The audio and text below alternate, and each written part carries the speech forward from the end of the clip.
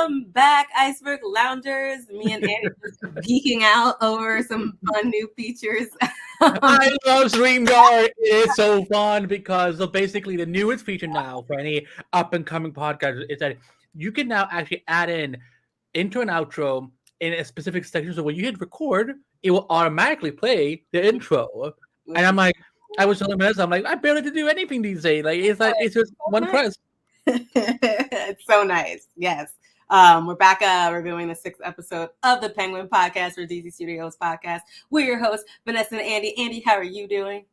I'm doing good. I'm actually awake. This time last week, my body gave out, and when we were supposed to record, my body was just not up for it. I woke up right as they finished, actually, it's funny because as I came into the stream yard and I'm hearing the outro thing, I'm like, fuck it, I missed it, and then suddenly the outro is gone, and I've been put up on screen, and then it's like, well.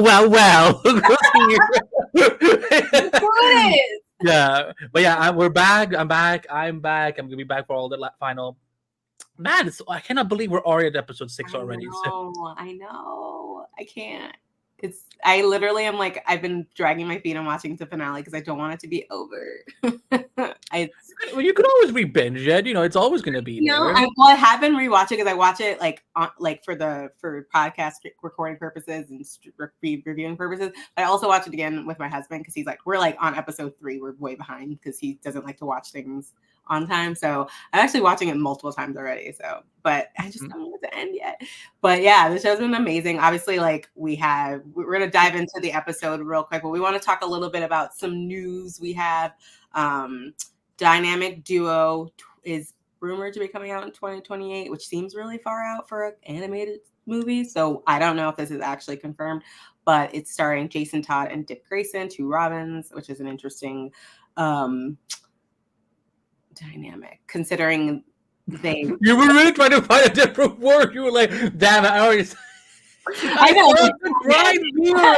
Interesting choice, I think, because in the OGs, in the comics, Dick and Jason didn't really they only overlap for a brief period of time before Jason was brutally murdered by the Joker. So I'm curious as to what how they do this. I've said this many times on the podcast. I am overly bat saturated, so I don't know if I'm super excited about this particular project, but I'm excited for everyone who is. But yeah, what do you think? Are you excited? I don't know. It's interesting because from DC Studios, because this is coming directly from DC Studios, where James Gunn and Peter Safran involved, and it's going to be animated. It's now the second animated thing we have coming from them. And the first will obviously be Creature Commandos. I think the one thing I think everyone is kind of waiting to find out is whether or not this is supposed to be a tie-in to the DCU, since because we have the new Batman movie coming out, The Brave and the Bold, and it will establish Damian Wayne as Robin. So that means that all the other Robins have come, gone, switched titles, whatever. So I'm wondering, is Dynamic Duo supposed to be a prequel to that? And yeah, there's just been a lot of announcements lately. We know there's a movie with Bane and Deathstroke in the works. Tell us how you really feel, Vanessa Shark. I did roll my eyes slightly. Slightly? It's more than slightly. You were right. There have been a lot of announcements, and it's a little bit reminiscent of 5 years ago when we had all these other announcements, Justice League Dark, the Green Lantern, all these announcements, and then Strange Adventures. We had so many announcements in the past, and none of that shit came to fruition. So I'm honestly we'll see what happens. I would like to see things actually in production and being worked on, because we have a lot of stuff that are actually being announced, but nothing and they're already rolling back stuff that we were supposed to get. We were supposed to get comic book tie-ins with this DC, this new DC universe, and that seems to be put on the back burner. So it's really, I don't know. I feel like they had a lot of ideas that they're now they're actually trying to execute. It's oh fuck, what are we? Well, I'll be fair because these some of these announcements are coming out of trade. James Gunn is again, Teen Titans movie, the Deathstroke Bane movie. Those are not been confirmed by James Gunn yet. So it's probably because the trade doesn't give two shits. If they hear something from their sources, they will try to confirm with the studio. If they don't get any response, they will put it out anyway. So I will give a little benefit of the doubt to James Gunn here in this case because I'm sure that somebody announced that he's probably like, I'm not ready to announce any of this. Like, what y'all fucking doing? Yeah. But yeah, we know Supergirl will be starting production in January. Hmm. Be filming in January. Yeah. I believe they are casting the characters for that right now, Ruthie and others. Yeah. Yeah, we have a villain we have Krem. Yeah, Krem, who's like, yeah. It sound I kept almost like when I was trying to pronounce it for you, it made it sound like cream, and I'm like, oh, that's not good. That's not good at all. But they have a villain. They have him cast. But I'm like, yeah, like what's going on with Booster Gold? What's going on with Paradise Lost? What's going on with Swamp Thing? Swamp Thing. We don't have anyone Swamp Thing. We don't even have anything for the Authority yet. So yeah, like I'm hoping that whoever is getting out this information to the trades, that James Gunn puts a stop to it because yeah, I understand it's frustrating. Yeah, like Teen Titans and the Bane District movie, which I honestly think is going to be a Secret Six movie. I think that they're gonna I think we're moving away from Suicide Squad altogether, Yeah, I and hope so. Years. and I think that we're gonna have Secret Six and like these other like morally great teams instead. Which again, fuck it. If you could bring in Gail Simone, you do her run of Secret Six, that would be cool. So yeah, I am. But yeah, this Dynamic Duos movie, I'm kind of like, okay. I mean, I will watch it if but yeah, there's just a lot of announcements right now. Yeah. We have. I know you wanted to talk about the John Turturro thing and Lauren LaFrank's response to him. So if you wanted to. Yeah. So if people have missed it, earlier the week, John Turturro, who played the original Carmine Falcone in 2022's The Batman, he came out in an interview with Variety and explained why he didn't want to come back. And I'm gonna read the quote so nothing is out of context. I did what I wanted with that role. In the show, there was a lot of violence towards women, and that's not my thing. However, Variety also knows that Falcone radiated brutality in the Batman, but in the 22 movie, his cruelty is implied rather illustrated. It happens off screen, Turturro says. It's scary that way. And a lot of people had thoughts, and it didn't take long for Lauren LaFranc, who's the showrunner of The Penguin, to come out in an interview with The Wrap, saying, and I quote, I completely respect an actor who doesn't want to take on the role for whatever their personal reasons. I only want people to join our show who are excited and wants to further the story that we're trying to tell. I think Mark Stewart did a really fantastic job. He made the character his own and also honored what John Turturro did. To my knowledge, it was due to scheduling conflicts. Carmine in the movie kills Selena Kyle's mother and then does try to actively kill Selena and also kills Annika, Selena's friend. I think it's been established, and Matt and I are in agreement on this, that Falcone is a very violent man and has a violent streak against women. So, I personally got very agitated by Turturro's comments that, especially again, if he doesn't want to do it because of, whatever he's feeling with the show, that's perfectly fine. But let's not like go erase the past. Let's not go erase what you filmed, John. Again, like when he says it happens off screen, I'm like, you killed a queer woman, you killed a woman of color, you try to kill another woman of color, strangling her, and I'm like, yeah, and then he didn't want to do it again. I think people. No, I get it. I just my thing that I got pissed off with. He didn't do anything. The character did. Yeah. Okay, but this is not against John. This is against Carmine. Like, listen, I'm so happy Carmine Falcone is dead. Like, trust me, like all the Falcones are like really, really bad. Like that's why Sophia had to take them out. But I'm saying that when he said it happens off screen, it's scary that way. I'm like, nah, Johnny boy, we gotta you filmed things that we as the audience had to see. We like that. It's still that voice recording of when you hear that voicemail when we hear him strangling Annika. I'm just like that. It still haunts me. Like when right, which was off screen, right? He's not. But we hear it. But we don't see it. That's what he's referring to. So I get your point. I get what people are like saying. I think to his point, first of all, the Batman was filmed a while ago. And there has been a lot of change since then. And we have no idea what has gone on in his personal life to make him being like, I don't want to step back in the shoes, especially a prestige HBO show. There has to be something else maybe scheduling was the thing, and he just was like, "Oh, I wanted to give a spicier answer that isn't just like scheduling," because people always say scheduling conflicts, and people always speculate that Yeah. it's not scheduling conflicts. So he wanted to give a more personal, like a more weighty answer. Perhaps I get what he's saying, that the violence is implied. I think he's talking about like literally not wanting to, and we have no idea what was in the scripts. Like what was in the scripts could have been more viscerally, more visually violent than what we actually got in the show. But Yeah, that's fair. he didn't want to step back into that role. I get why people are like antsy, but nothing that he said was like insulting to the movie or to the show or to the writers or anything. Like it to me was like it's just like this old man who like seemed to have this epiphany of like, I personally don't want to like go step into a role that perpetuates violence against women, which is fair. That's not. Yeah, that's absolutely. I think people are taking it to like, if he's saying that, that means that like the actor who does take that role feels like it's okay. Like it's not, I don't think he's saying that. I think he's just like, for me, it's a personal thing for me. And I think people are taking it to an extreme to say like, it's like, it's saying something, a value judgment or whatever about the show itself.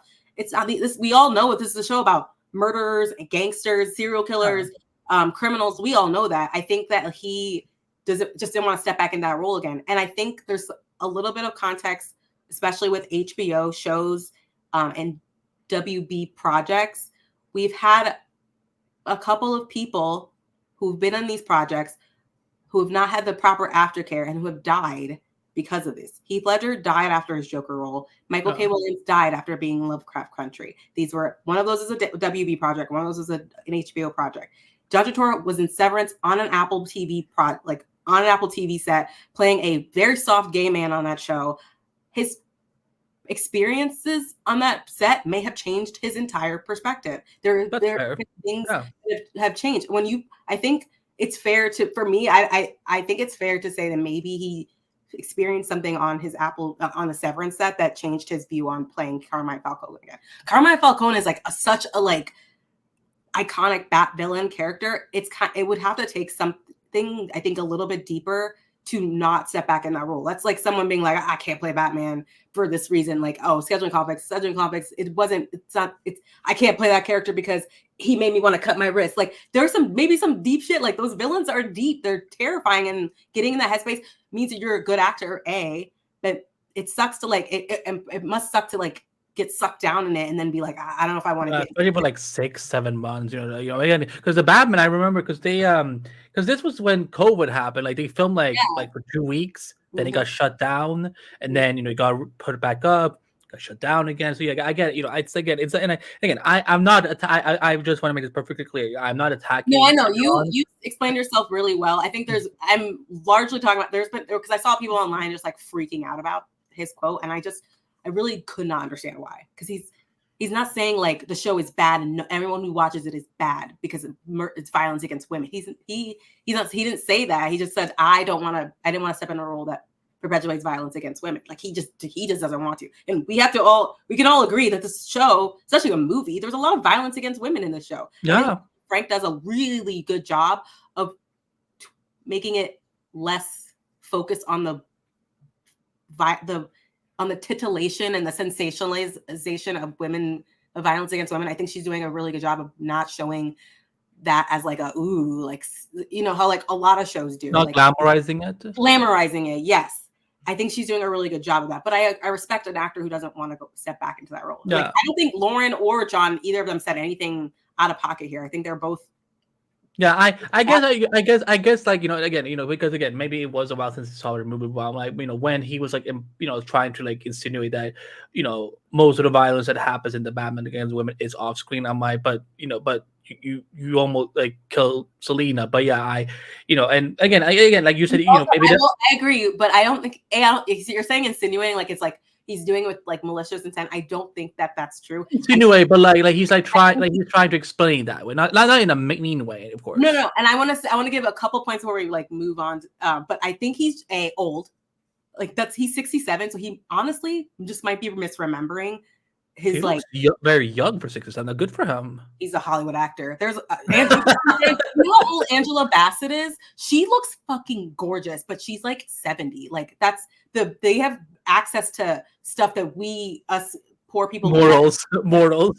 he will never have access to. That's why he looks so good for his age. But he's 67. But some things, your memory you don't remember things. But here's another thing. Candace Patton has said multiple times she does not watch The Flash. There are a lot of actors who do not watch the things they act in. So he might have very well just not acted. He may not have remembered it or may not have even watched it. So like, I get what people are doing, but like I also am like, he's an old man. This dude don't remember this shit. Like that was years ago. Like let him just. It's okay. Mark Strong, he did it. He did it. He put that mustache on. He did the work. and that wig. And that wig. That's also. I had a friend who's like, he's just started watching The Penguin. He's like, what happened here? I'm like, I know. It is a bit startling. A guy left, and they decided to cast a guy who is who is in real life bald, doesn't really do a beard or anything like that. Yeah. So, and again, in the show, when it comes to violence against women, like again, at least like it's not glamorizing, but also it's when we see what's happened to Sophia, she gets to have her agency and like push back. She gets to do revenge. So that's why I think if maybe if that, for example, if Matt Reeves, when Matt Reeves is doing the Batman Part 2, maybe he looks to what Lauren did with the Penguin, kind of like, okay, if let's say if Selena comes back, and if there's violence, against like, okay, if there is violence against someone like Catwoman, then there needs to be a reason where also it leads to her have some revenge or some pushback. It's not agency. It's not about violence against women. It's not that it's like, oh, she needs to get her lick back. That's not what it's about. It's about the way it's portrayed. There's violence against men and violence against women and violence against non-binary people constantly. The problem in the media with violence against women is constantly used as a motivation for a male character to do something. Yeah. And it's never about the woman experiencing the violence. That is almost always, that's what the main issue, one of the issues with Batman. It's like, not a main issue with Batman. It's a criticism. Is like the violence against a woman is largely used to motivate someone else. This time it was motivating Catwoman. So it's like less of but it's still like her violence against a woman to motivate someone else. So she has no agency, she has no thing. Like that's part of the critique. It's not like, oh, she needs to get a revenge. It's not really about that. It's more about like, what's the purpose of it? Is it serving something other than just like for someone else to be mad about? That's why there's a lot of criticism around Kingdom Come, killing Lois Lane just to piss Superman off and have him to set out like that's not a great way to utilize a female character, and it happens so often that it becomes a trope. So that's, I think, largely, and I do think that Matt bringing in Lauren shows growth for him, because I do think that he understands and recognizes that this is a story that he wanted her to help tell. Like I think that Matt understands that, and I think I'm excited to see what they end up doing with the Batman, however they take that story. But I do think the Churro, like I get why people were like up in arms, but I don't think that was that big of a deal. He just, So anyway, Penguin episode 6. We can dive into episode 6, Gold Summit. So I want to hear your thoughts on last episode. So since we didn't get to hear your thoughts on episode 5, really quick, what did you think about episode 5? The aftermath of like him, Vic crashing the car and Sophia finding out about Oz actually killing Alberto. Tell us your quick thoughts about last episode. Yeah. My poor Persian Maronies. Like I was like, no, don't put him on fire. Like, okay, first of all, I need to give a huge shout out to this show, because it is very rare that we hear Persian hip hop in media, and especially in like something like a DC thing. Like when I was on the screen, I'm like, wait a minute, this is a song, and I know words to that song that is in my language. And again, this is why I love that it is an Italian Persian culture that he had with the Maronis. But then, like, of course, I'm like, damn it, Oz! Like, we've been hinting about this all season. I'm like, damn it, Oz! You couldn't just give me one more episode to enjoy with them. Like, good grief. No, it's episode 5 is insane, and seeing Sophia go to Sal, I'm like, okay. Mm-hmm. I'm like, I'm not. If I was about to say, this is how CW nice I become. I was about to say I'm into this ship. I'm into this alliance. Like, ain't no fucking here, between them. Because I mean, again, that's what she has Dr. Julian for, which we will discuss. Yeah. there's some time passes between episode 5 and episode 6. We have Oz and Vic in their new underground lair, which is a very, very cute callback to obviously the penguin's origins. But yeah, he's like his little buckets. He took all those buckets of mushroom, little 2 buckets of mushroom, and turned it into a whole operation. I loved Oz talking to Vic and like quoting like, people love us because we pay them. Our names are gonna live forever. Like Oz continuously, like you've said this before. You've suspected that we're heading into a Mayor Oz storyline / that's what we think. That's what you think we'll see Oz doing in the Batman, is being mayor of Gotham, which I'm starting to see. I feel like this episode was the strongest evidence for his quotes about community, about our names are going to live forever. The end where he brought together the underbosses, the working class like gangs and stuff, and like cracked a beer with them. Like this episode really gave me the strongest evidence that we're going to see like a Mayor Oz in power of some sort. What do you think about like all of Oz's moves, this especially with the senator getting the power turned back on in Crown Point?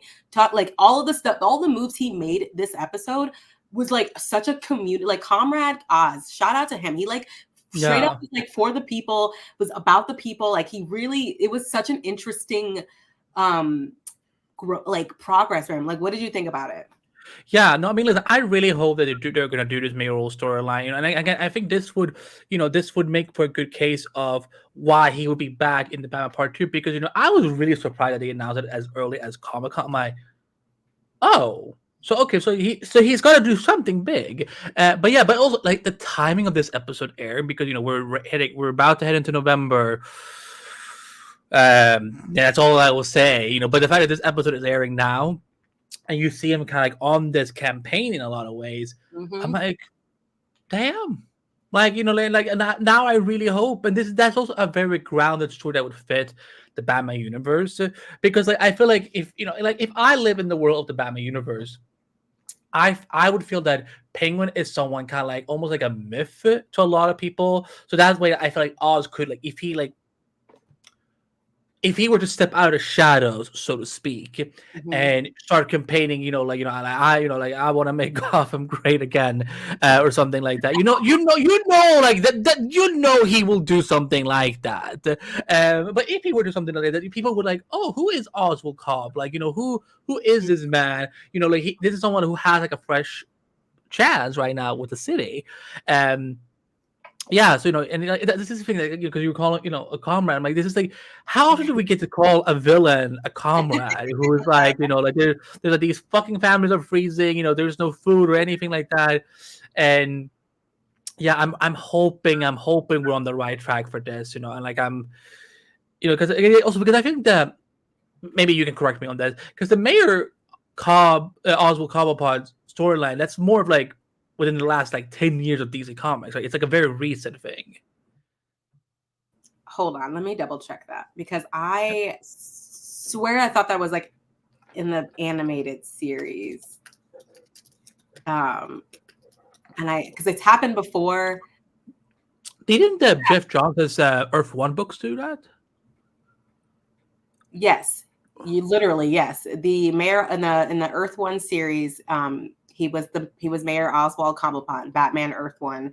I was saying, like, I'm pretty sure that was recently. I believe he was also, wasn't he like mayor in the show too? I don't remember. In the Gotham show, yeah. In the Gotham show, yeah. That's what happened. Yeah. So I'm hoping that this will be also, because I think that would be like some really good material for Colin Farrell to work with. And my God, he is so, like, this man. Like, listen, like we all knew, like, as Vanessa said it before, we knew him as the hot Irish, and now, like, I never knew I would get this excited again about the Penguin in live action, because I felt like Gotham is going to be like, okay, this is the most complex we will get with him, but now we get to see it in a cinematic world, and I'm like, listen, I'm I will say this: we have never had a bad live action Penguin. Every Penguin we've had, Batman 66, Gotham, Dan DeVito, Colin Farrell, like, praise. Like we've never had a bad Penguin. Speaking of Danny DeVito, there was actually a mayoral campaign poster for Batman Returns 1992 with Danny DeVito's Penguin on it. So there was an, I don't think it was a storyline in the movie, but it was like something that they like teased in a poster. You could like they manifested it so that the rest of the media culture would do it. Yeah, so, I'm hoping this is what happens. And it also, yeah. can you imagine like someone like Bruce Wayne, like like because what's Batman gonna do? Batman can't go after Mayor Cobb.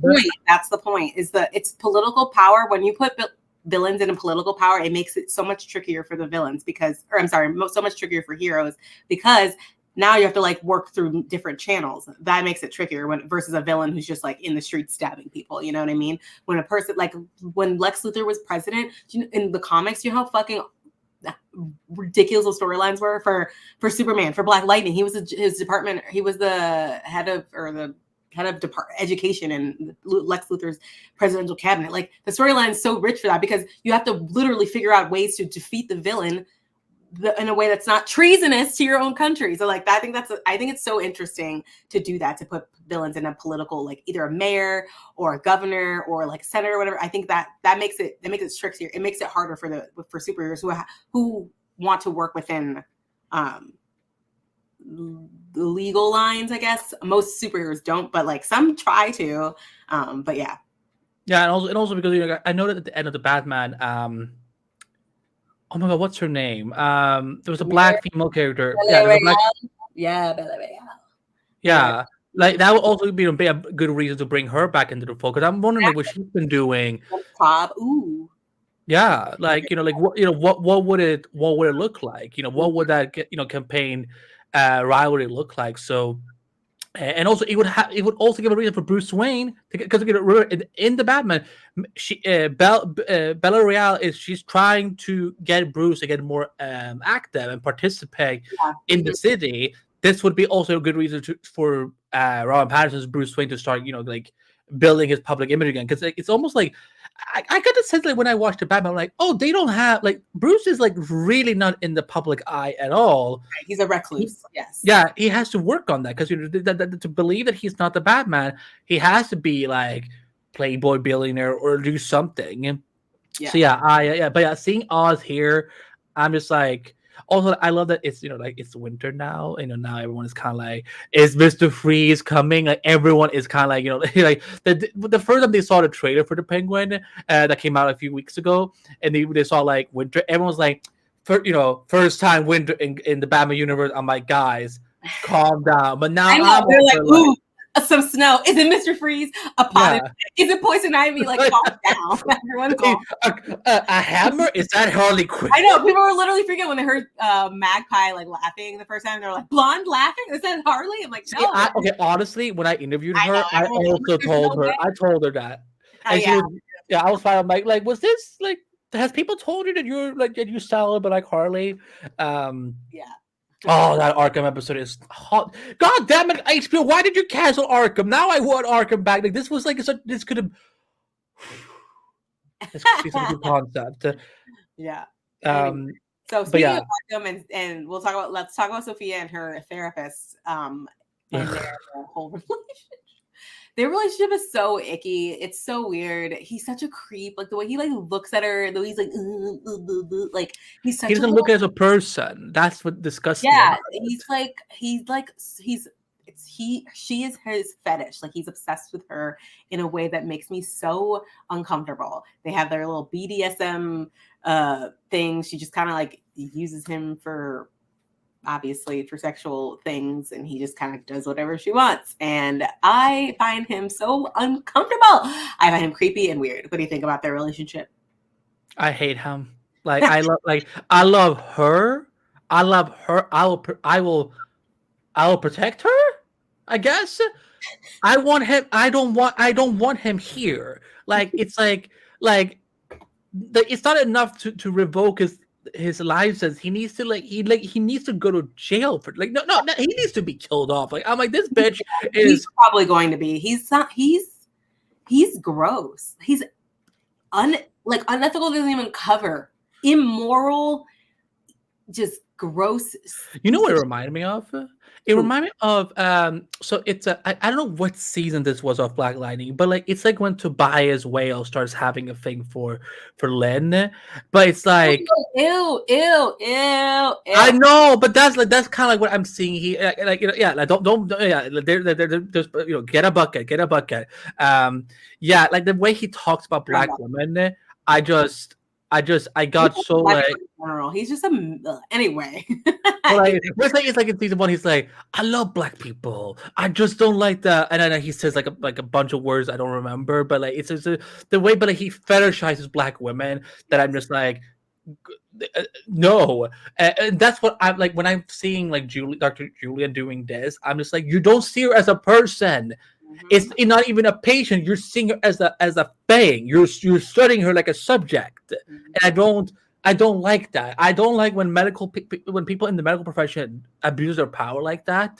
And ooh oh there are scenes coming up in our future episodes that like Yeah, oh yeah, yeah. Oh, but interesting point there because I was going to just say that their relationship does parallel a little bit um, of Harley and Joker's in the comics.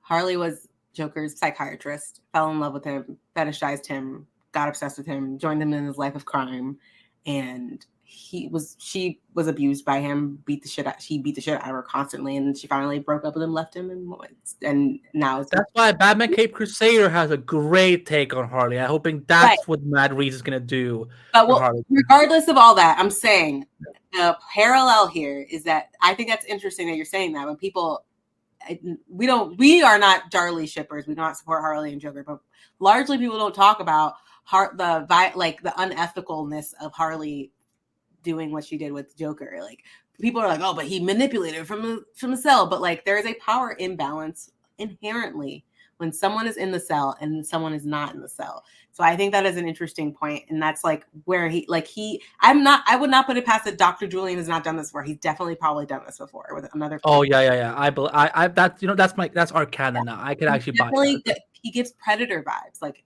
the problem is Sophia is not the usual prey that he's dealt with. I think he thinks that like he can handle her. I don't think he realizes what the fuck who that fuck she actually is. So I really actually do. I really hope that he does die, and I hope it's her that fucking kills him because he's a creepy piece of shit.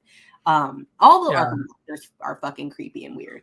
But anyway, um, yeah, Sophia and Sal. Let's talk about their relationship. How they've kind of basically partnered up out of like dire need because Oz has been taking their shit out left and right, and it's basically been the struggle between the three of these characters that has really like fueled this entire storyline this series.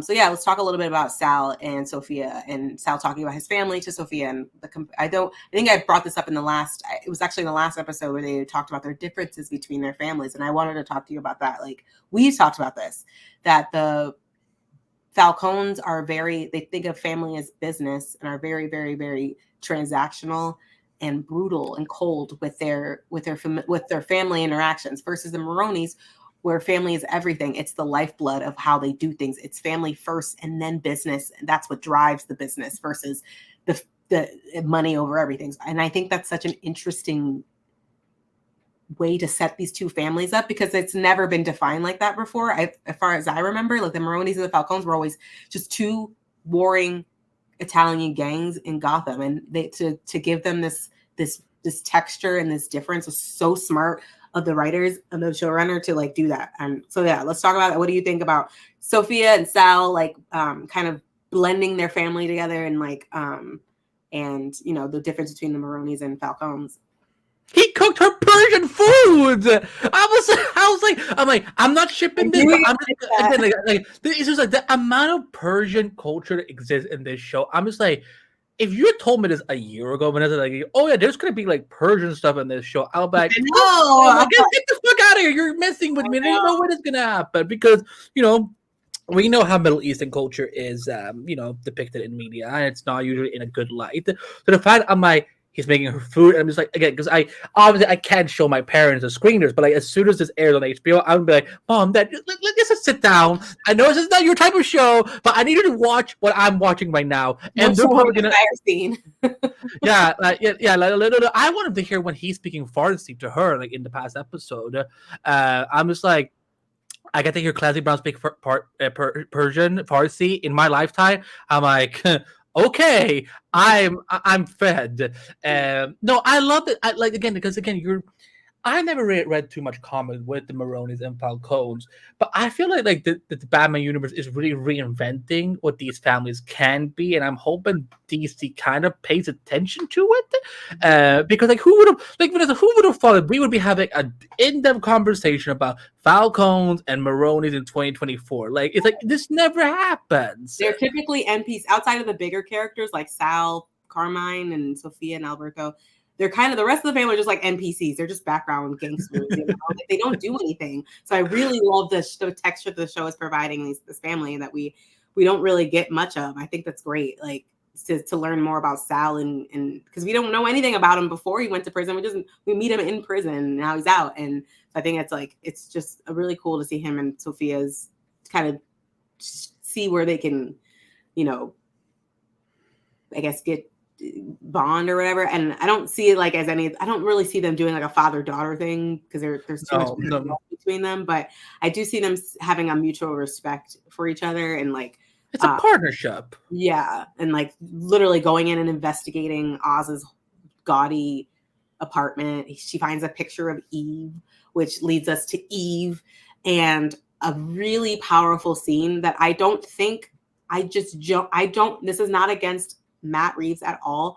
I just don't know if he would have had, I don't know if this is something he would have ever included if he was running like this particular scene between Eve and Sophia, having a conversation about and putting it in sharp perspective that Eve is a woman for her girls. Like she protects them, she looks after them. And this hangman killer to her is the ultimate boogeyman, is the number one enemy.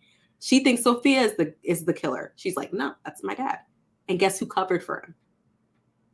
Your man. And she fucking, like, she's just like, yeah, I'll tell you where Oz is. I think that scene was so powerful. And I have to applaud Lauren LaFranc and the two actors in that scene because I just don't think we would have gotten that if a man was running the show. No. That is not against Matt Reeves, because Matt Reeves is so good. I just don't think men think about conversations between women like this. I don't think they think about the intricacies of how much that fucking shit scares Eve, because everything to a working girl, to a sex worker on the street, there is no relaxing. They have to be eyes open, fucking like ready to fight at any time, because there's always a threat of violence no matter what. And to have this fucking serial killer on top of that, the terror of this woman sitting in her fucking living, like just wonderfully well done scene. And I was like so tense the whole time. I was like, someone's gonna get shot. Like I was so stressed. Yeah. What do you think about that? Like the whole, yes. Yeah, first of all, I think you're absolutely right that we can applaud Matt Reeves as a filmmaker, but also acknowledge areas where, like, okay, maybe this isn't within his wheelhouse. You know, again, Lauren LaFranc. I go back with Lauren LaFranc all the way back to Agents of S.H.I.E.L.D. You know, like that show has some of the best women in Marvel, to the point where I'm like most of these fucking female characters could act circles around Black Widow. When she, you know, when like, I said what I said, I'm not a big ScarJo fan, so neither am I. Well, see, this is why we're besties. So, but but like I was also like, please, for the love of God, do not take Eve away from us. Yes, I know. I was like, you know, because I really want to know like what her, you know, Carlo connection could be. You know, like, you know, maybe she will be the, you know, the Clayface at some point in the, you know. But again, like it is, you know, because I know when it comes to, you know, scenes with women, just with women in media, you know, there's always talk about the Bechdel test and stuff like that. And the fact that these women get to like have like a respect for each other and understand that, oh, we've been fucked by, you know, the men that we have very close to the relationship in our respective lives. Like, yeah, so when she says, you know, yeah, he's in Grind Point, I'm like, yeah, Oz just lost his girl, and yeah, like she's just there to protect her family, and I think that's it's very powerful. Yeah, and like I think you're very again. It's very right what you're saying, like that. We can love Matt Reeves. Matt Reeves is great, but I don't know if it's the perspective he necessarily would have had. Again, like the Batman movie is outside of Selena, it's a very male dominated movie. Which, yeah, makes sense. That is It's that, okay. It's okay. That's fine. the Yeah, franchise. and that's fine. I think that's why it's smart that Matt brought Lauren in to give more of a woman's perspective in the same universe. I think it's smart because then we're getting a more well-rounded view of Gotham now, right? We're not just getting like something that's more centered around Batman. We're getting something through Sophia's view. We're getting something through Oz's view, who's raised by an incredibly toxic mother. Like I think there's some very interesting like things that are being done that I'm glad that they brought Lauren in for this. Yeah, I'm kind of hoping if we don't get a Penguin season 2, I kind of hoping that a Catwoman will be the next spinoff and that she gets to Yeah, be part of shepherding that. Yeah, because I want to know what Selena's up to. just vibing, finding family members. Who knows? We'll see. Yeah. Hopefully, we'll see. Yeah, but a very good scene. Very good. Again, it's if I don't see Kristen Milioti walking away with an Emmy next year.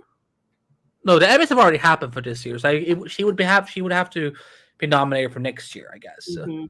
Yeah. So yeah, if she doesn't walk away with it, I'll be like, you stupid Emmy people don't know shit. Yes. Stupid people don't know shit. Yeah. I was trying to remember if like there was something that happened in this episode I didn't write down, but I don't think. Also, guys, just to shout out to Vanessa is that like she does really good breakdowns of the episodes, like because we have a Google document that we're looking at. And I'll make sure that I'm not, because there was. I'm trying to remember if I think that might have been the next episode. So I'm not even going to say it because I don't want to say anything. So anyway, let's talk about Vic a little bit. His scenes with Squid, the fact that this is not, I don't know if he murdered that guy with the car in that last episode, but this is like technically his first real kill, correct? Him shooting homeboy in the neck. This guy's been like kind of harassing him, like, I want to be like Vic has had anxieties about this guy this entire series. This is Vic's like little like arc of like who he's gonna become and who like the battle for Vic's soul. And I kind of knew this was gonna happen. And I feel bad that like it happened that way. He looks, but the actor is so good. Like the facial expressions, his breakdown, him going to Oz and Oz giving him a hug and like kind of comforting him. I think it's all really, really, really sweet, and like even though amidst the murder and the blood. But yeah, what do you think about Vic's like kind of his little mini storyline? I agree. I also knew that this was gonna happen, but I was surprised. It's like it was this soon. I was like, no, it's gonna be in the. It has to be in the finale. Like there's something because this will really because we're seeing the formation of his spine really. There's a scene in one of the upcoming episodes that really I'm trying to be it's so hard. There's a scene in one of the upcoming episodes where like you get a better sense of that. Like this is this is not this is a Vic that's grown a lot. I also didn't know Squid was a comic character. Like I didn't know this was a minor Batman villain from the comics. Welcome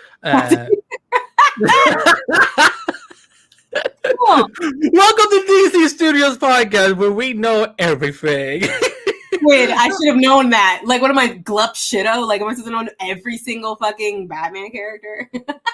Yeah, no, but no, because I was like, why did he call him Squid? Like, I'm so I just like I don't know when I was watching the screen initially, but I was kind of like, let me just like randomly see if this is something on in the Batman universe. I'm like, Squid DC Comics is actually a characters, and I'm like, the fuck. Pick up little characters here and there, like here, let's just see, who can we include? Yeah. No, but it's I was also surprised that Oz gave him a hug. He embraced it. He's like, I know it gets easier, but the first he's like, yeah, the first one is never easy. So yeah, it's Yeah, yeah, there's not one character on this show that doesn't have a good storyline. Like everyone like they brought in is just utilized well. They're they're moving forward. Like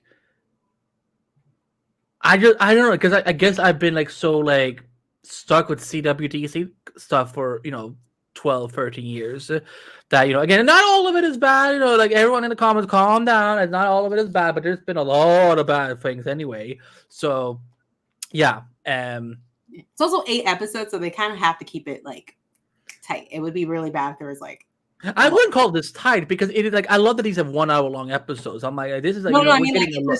I feel like we're getting a lot of story in 8 episodes. It's in a really good like time. Like that thing feels like there's a couple moments where I was like, we could have seen. I wish we could have watched that, but for the most part, I feel like nothing's going too slow or too fast. Like I think it's a really well paced show. But before we wrap it up on this episode, let's talk about. I do want to dive in a little bit more in like Oz's like meeting with the gangsters, basically unionizing them for more power. Unionizing the gangster. He is. He's like, here's some I love that. That's essentially what he's doing. Like he's talking about the haves not the legacy mobsters versus like the common street gangs. Like I really love that he's using language like they have everything. They're the ones that like have all the money and all the da da da da. What do we got? Like, and it's very like. It is like reminiscent of a union boss being like, "We gotta unionize together because they don't care about us. So we not go on strike," and like he will like be leading the picket lines, and like, oh my god, he would have been good for the Hollywood strikes. He's gonna be in like a blue workman outfit with a little bandana. He's like, "Come on!" I fucking love this is again. Oh my god, this is so good. Oh yeah, sorry, go. It's very that's exactly what that's the vibe. It's like very working class like power, and he's like cracking beers, because you know how like it's a very I love the details because like the bougie Falcons and like they would be like clinking glasses or whiskeys and stuff, like but they're like cracking open beers and coolers in the back. Like it's such a stark difference, and I love that they called that out, and I think that that's smart to like really solidify Oz as the working class. He really pulled himself up from his humble beginnings, which is different from his comic roots because his comic roots, he's a cobblepot. And they were one of the old money, just like the Waynes, they were old money of Gotham. So once again, this universe is taking these characters' origin and twisting them in a way that still makes sense for their characters. Not everyone can do that. Because people have done this so many times. People do this with Superman all the time. They're like, let me twist this piece of his origin and then completely change the character of Superman. But not here. We've changed Sophia's origin a little bit, but she's still Sophia Gigante. She's still Sophia Falcone. We've changed Oz's origin. We even changed his name a little bit. He's still fucking Oz. He's still the Penguin. He doesn't like being called the Penguin, but one day I think we'll get to a point where he'll embrace that. I'm curious about that. So I enjoy seeing him in this. Then we get like a really terrifying end scene where Sophia fucking gets into the house. And that's it. Until the next episode, which is awesome. But yeah, what do we think about the episode overall before we wrap up?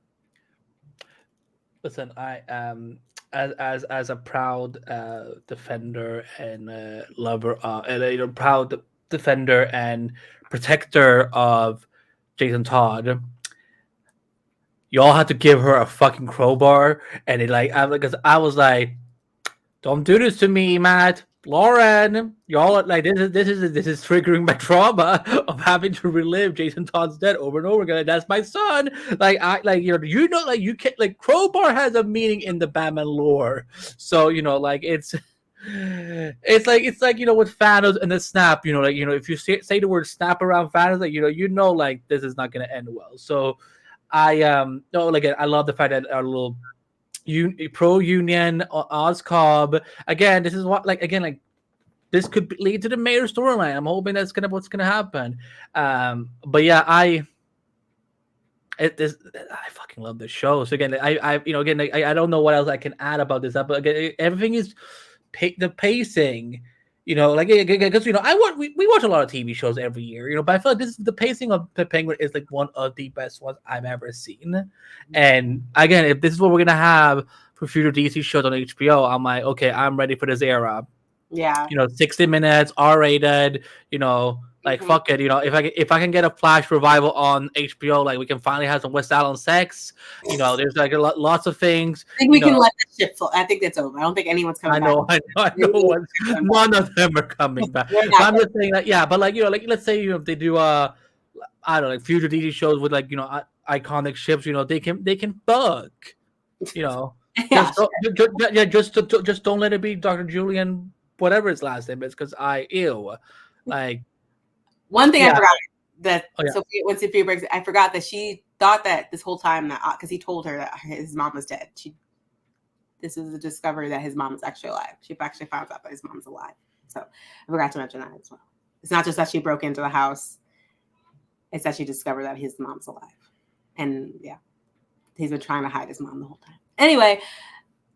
Yeah. Good episode. Very good episode. Any other thoughts? And also, by the way, can we just say that the ratings keep going up for Penguin? So, Yeah, as it should.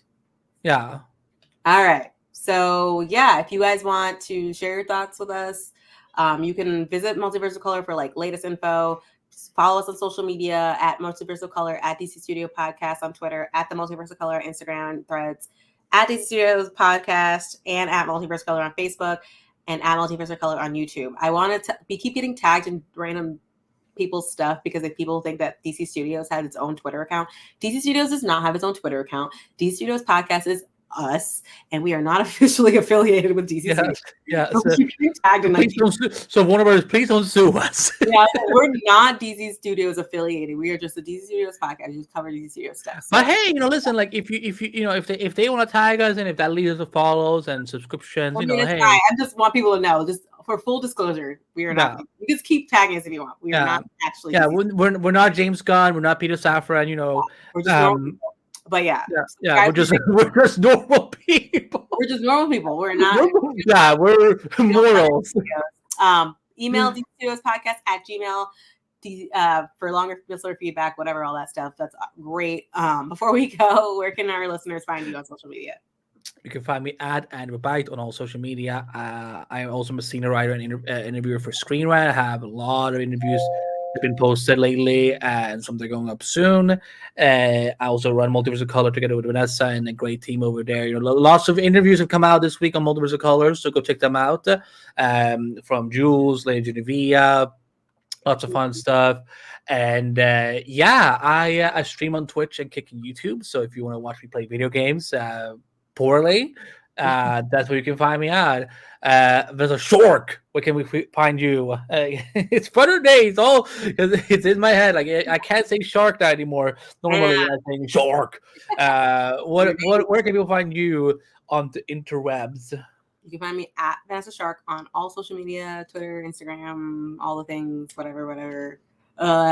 Yes, I'll be writing. I'm working on a piece for Multiverse of Color, so you'll see that soon. I've been noodling on some motherhood in comics lately. I've been seeing, so I have some thoughts on that. Might reach out to some of the writers for some of their thoughts. We'll see if DC Comics wants to comment on it, but I'm curious about it, and that'll be coming hopefully soon. I'm hopefully get it done by the end of this year, maybe in the next month. But yeah, check out Multiverse of Color. That'll be on there, and till next time, Iceberg Lounge. More episodes, guys. We're almost at the finish line. Yeah, have a blissful rest of your Sunday, and happy Halloween. Happy Halloween.